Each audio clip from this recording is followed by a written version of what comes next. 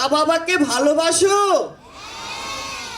যেখানে সেখানে ময়লা আবর্জনা ফেলো, শিক্ষককে সম্মান করো, তাহলে আমি তোমাদের বন্ধু হব, কারণ তোমরা অনেক ভালো।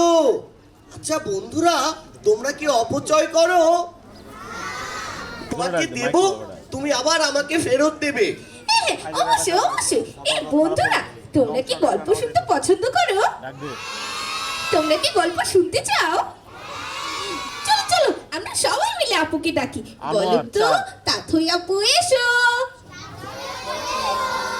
তাথই আপু, তুমি কোথায়? এই তাথই আপু, তুমি গল্প শোনাবে তো? আমরা জানি তোমাকে দেখে আমাদের খুব আনন্দ হচ্ছে, তাই না বন্ধুরা? আমারও।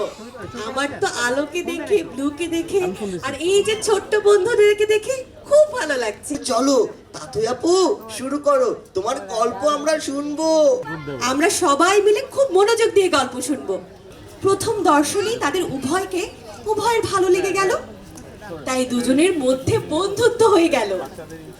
বন্ধুত্বটা যাতে বরাবর বজায় থাকে এবং আরো শক্তপোক্ত হয়, সেজন্য তারা দুজন কাছাকাছি বাস করবে বলে ঠিক করলো। বন্ধুরা, আমরা বন্ধুরা একসাথে থাকতে চাই না? আর ঈগল সেই সময় বড্ড খিদে পেয়ে গেল।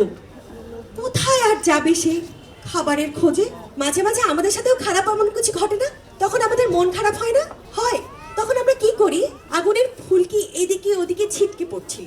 ঈগল ভালো করে না দেখে শুনে ওরই একটা টকটকে জ্বলন্ত টুকরো ছো মেরে তার বাসায় নিয়ে গেল।